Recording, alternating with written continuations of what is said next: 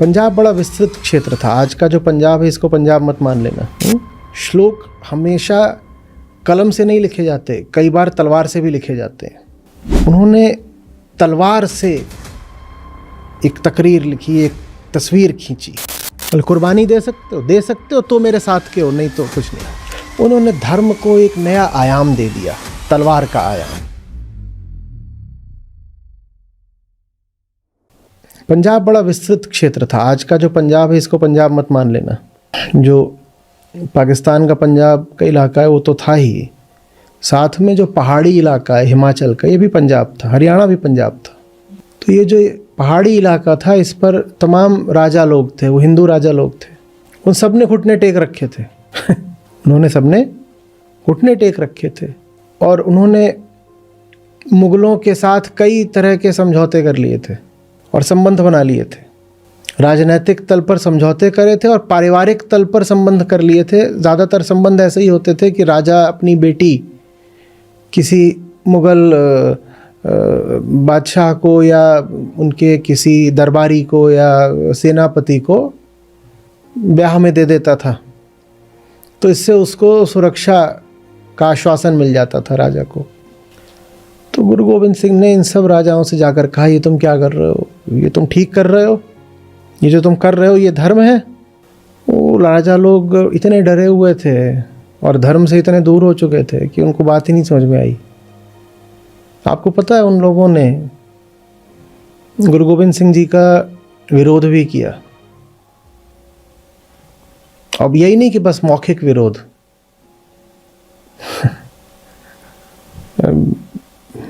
रण क्षेत्र में विरोध किया, लड़ाइयाँ लड़नी पड़ी। जिनको वो बचाना चाहते थे उनका नाम ही यही है ना कि वो चादरे हिंद, सुना है? हिंद को बचाने के लिए कहते हैं कि आए थे वो। जिनको बचाना चाहते थे उन्हें उन्हीं के खिलाफ लड़ाइयाँ लड़नी पड़ी। दिल्ली के खिलाफ वो लड़े, ये तो सब जानते हैं। पर पंजाब के ही वो सब लोग और वो सारी जनसंख्या जिसके लिए वो कवच की तरह, चादर की तरह खड़े हो रहे थे, वो भी उनके खिलाफ ही थी। उनके खिलाफ भी उन्हें युद्ध करना पड़ा और वो धर्म युद्ध कहलाता है। समझ में आ रही बात ये? तो वहाँ आप बहुत प्रदर्शन नहीं पाएंगे विद्वत्ता का जब गुरु गोविंद सिंह जी की बात आती है। गुरु ग्रंथ साहिब में उनका बस एक वक्तव्य है, हालांकि अन्य कई उनकी रचनाएं हैं, पर उनकी जो रचनाएं थीं वो रणक्षेत्र में थीं। संत सिपाही। श्लोक हमेशा कलम से नहीं लिखे जाते, कई बार तलवार से भी लिखे जाते हैं। उन्होंने तलवार से एक तकरीर लिखी, एक तस्वीर खींची।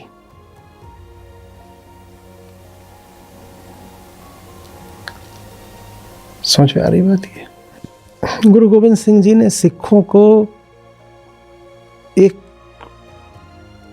जबरदस्त सक्रिय लड़ाका बल में तब्दील कर दिया।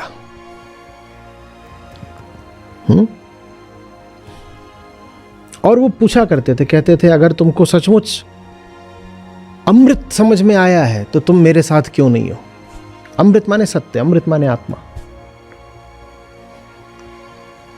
बोलते थे अमृत अगर समझ में आया है तो मेरे साथ क्यों नहीं हो, और अगर मेरे साथ हो तो बड़ी से बड़ी कुर्बानी तुमको देनी पड़ेगी। वो इम्तिहान लेते थे।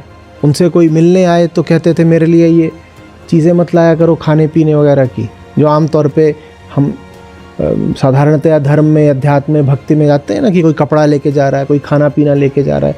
बोलते थे ये सब मत लाया करो, हथियार लाया करो। मुझे हथियार चाहिए, मुझे तुम्हारी शुभेच्छाएं नहीं चाहिए, मुझे हथियार दो।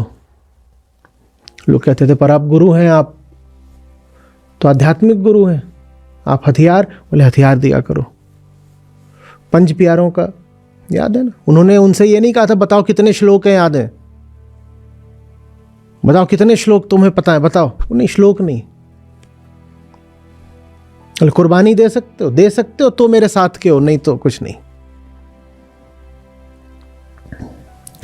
तो आज सूरमा चाहिए जो अपनी कुर्बानी दे सके। के विरुद्ध प्रतिरोध को प्रतिक्रिया नहीं बोलते, न हिंसा बोलते।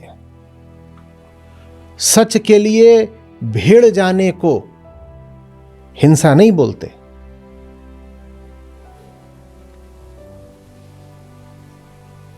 न झूठी परंपराओं और पूर्वाग्रहों और मान्यताओं के विरुद्ध आवाज उठाने को अमर्यादा बोलते हैं ना। ये अमर्यादा या बदतमीजी की बात नहीं है। झूठ के खिलाफ हम बोलेंगे, खुलकर बोलेंगे, इसमें मर्यादाहीनता क्या है?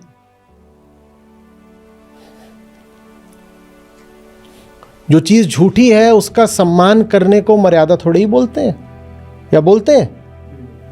तो ये सब हमें गुरु गोविंद सिंह जी ने सिखाया।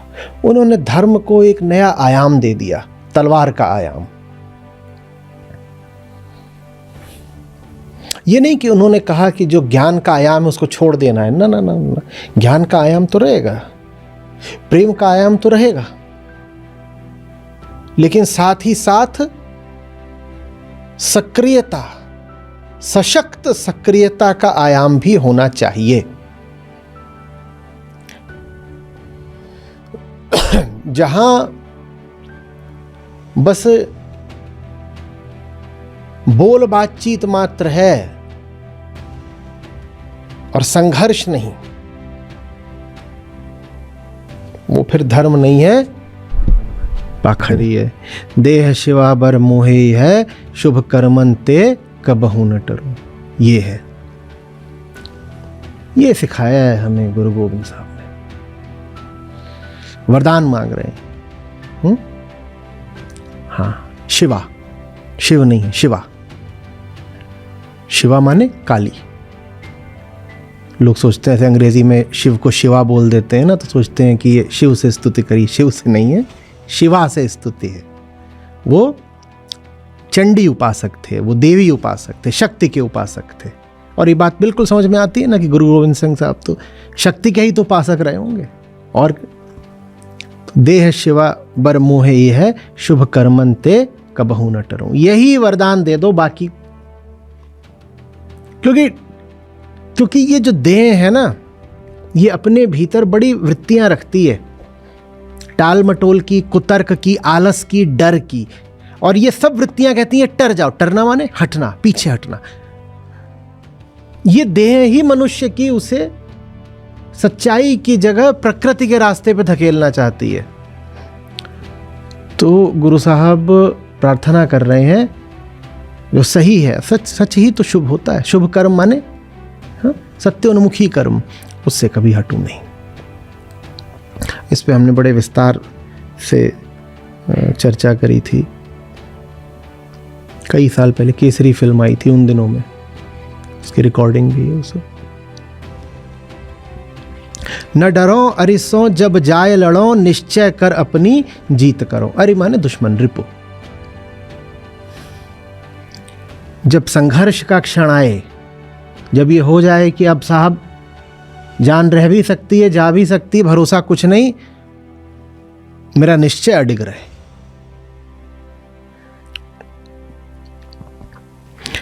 ये श्री दशम ग्रंथ साहिब से है, चंडी दीवार।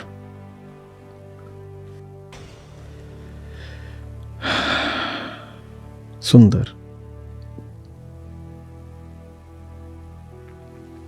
अरु सिखहो आपने ही मन को, इह लालच हो गुण तऊ उचरो। मेरा मन शिष्य बन जाए, मेरा मन ये सीख जाए, यही लालच करे। कामना के लिए कह रहे हैं, मन में कामनाएं तो होती हैं। कह रहे मेरे मन में यही लालच हो गुण तऊ उचरो। तव माने आपके, तव आपके, तव मम तव, वैसे आपके ही गुणों को वो याद करे। माने अपने अहंकार को, अपनी सत्ता को मैं बहुत स्मरण में न रखूं, मैं आपको स्मरण में रखूं। शक्ति, देवी, सच्चाई, मैं आपको याद रखूं। कब? जब रण क्षेत्र में उतरूं। और रण क्षेत्र तो उनका पूरा जीवन ही था, हम सबका ही पूरा जीवन है। जब आव की औध निदान बने, अति ही रण में तब जूझ मरूं। और जब जाने की अवधि, जो क्षण आए, हाँ, तो मैं रण में ही, इससे अच्छा अंत मेरी जीवन यात्रा का नहीं हो सकता कि रण क्षेत्र में ही मैं आखिरी सांस ले लूं, जूझते हुए ही। ये हैं गुरु गोविंद साहब।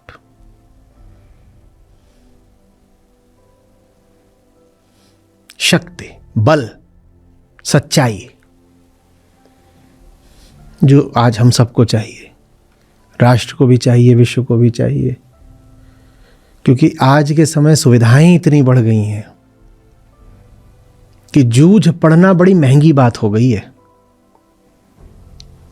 लगता है सब ठीक ही तो चल रहा है, क्या करना, और कोई करे तो कोई और करे, हम काहे को जूझ मरे।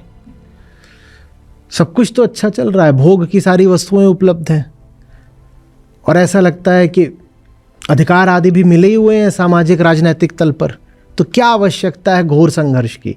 आज ज्यादा आवश्यकता है।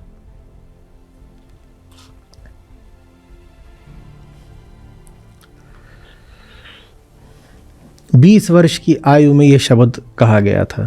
अब बताओ क्या करना है? क्या आयु शुभंकर? 20 वर्ष। 20 वर्ष में वो कह रहे हैं कि जूझ मरूं, देह शिवा वर मोहे ही है, मैं जूझ मरूं, और नहीं मैं कुछ मांग रहा, जीवन नहीं मांग रहा, सही मृत्यु मांग रहा हूं।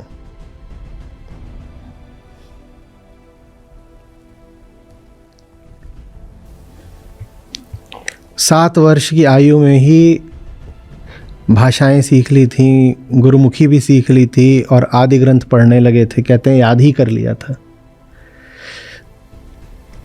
ब्रज, फारसी, संस्कृत में निपुणता हासिल कर ली थी, और ज़रूरत नहीं कहने की कि शस्त्र कला भी, और ये सब बिल्कुल कम उम्र में।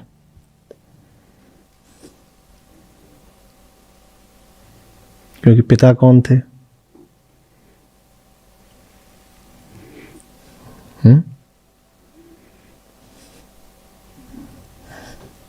अब सबको नहीं मिलेंगे गुरु तेग बहादुर जैसे पिता, पर नहीं भी मिले हों तो हमारे पास संतों के, गुरुओं के वचन तो है ना।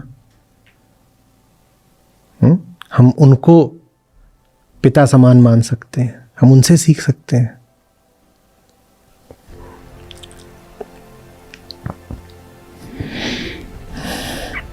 तो औरंगजेब ने कहा इस्लाम कबूल लो। जवाब क्या दिया था? शीश कटे तो कटे, केश नहीं कटेंगे। केश धर्म का प्रतीक है ना, 5 ककार दिए थे, उसमें केश भी हैं। बात केश की नहीं है, बात धर्म की है। शीश कट सकता है, केश नहीं कटेंगे। जान दे देंगे, धर्म नहीं छोड़ेंगे। और धार्मिकता यहीं पर आकर के परखी और पहचानी जाती है कि जान देने को तैयार हो धर्म के लिए कि नहीं। और धर्म माने ये नहीं कि मेरी जो मान्यताएं हैं और मैंने जो अपनी पारंपरिक पहचान बना ली उसको धर्म नहीं बोलते। सत्य मात्र के लिए जीने और मरने को धर्म बोलते हैं, उसके अलावा धर्म कुछ नहीं होता। कोई नाम पकड़ लिया इसको धर्म नहीं बोलते कि मैं फलानी परंपरा से हूँ, समुदाय से हूँ, संप्रदाय से हूँ तो मैं इस धर्म का हो गया, वो नहीं धर्म होता। तो ऐसे ही है। तो छोटी उम्र में ही उन्होंने गुरु गद्दी को संभाला था। क्यों संभाला था? कैसे हुई थी मृत्यु? तो बहुत छोटी उम्र में वो देख रहे हैं कि ऐसे ऐसे ऊंचे, ऐसे विद्वान पिता और वो शहीद हो गए धर्म के लिए।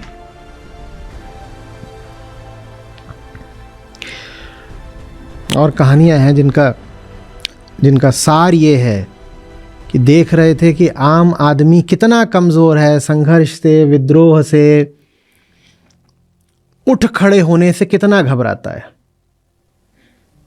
तो बोले इन पे कैसे ज्ञान फलित होगा, इन पे कैसे आदि ग्रंथ सफल होगा जब इनके भीतर इतना डर भरा हुआ है। जो डरा हुआ है वो सच को समझना तो छोड़ दो, सुनेगा भी कैसे।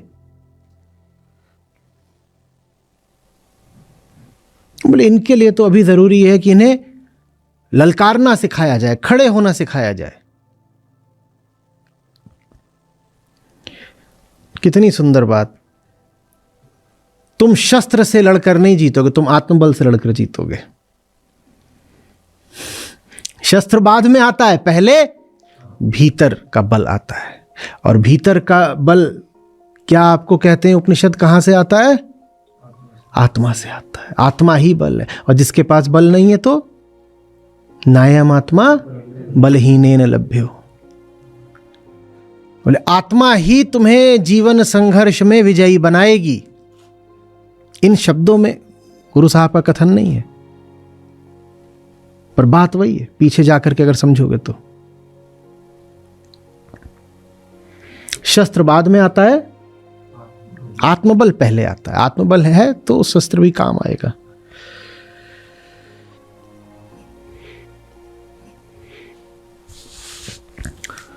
खालसा पंथ के पहले 5 लोग कौन थे, अभी उल्लेख हमने किया ही। जो सर कटाने को तैयार सो खालसा, 5 लोग। यही परीक्षा ली थी, सर कटेगा ठीक है, कोई बात नहीं, जाओ तुम भी कटा के आओ।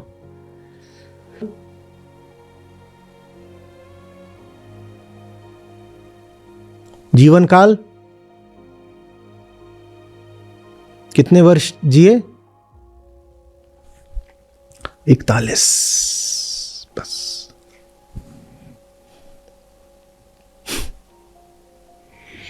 हमारा दुर्भाग्य रहा है कि बहुत सारे हमारे महापुरुष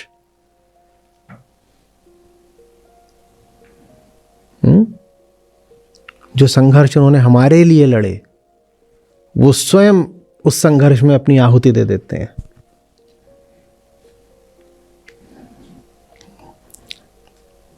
दर्जन से अधिक उन्होंने लड़ाइयाँ लड़ी, और सारी लड़ाइयाँ उन्होंने ऐसा नहीं कि सिर्फ मुगलों से लड़ी, बहुत सारी तो मैं कहा कि उन्हें संघर्ष उनसे करना पड़ा जिनको बचाना चाहते थे।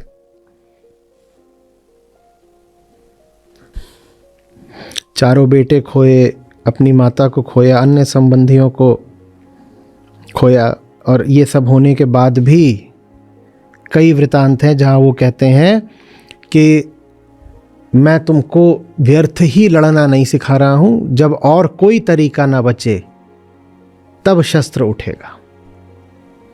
लेकिन ये नहीं होना चाहिए कि तुम कायर हो गए। पंज प्यारों का नाम लिखिएगा आप सब लोग आज। कौन थे, कहाँ से थे? अभी हम ये सब तो बात भी नहीं कर रहे हैं कि जाति प्रथा को कैसे तोड़ा उन्होंने, अंधविश्वास को कैसे चुनौती दी।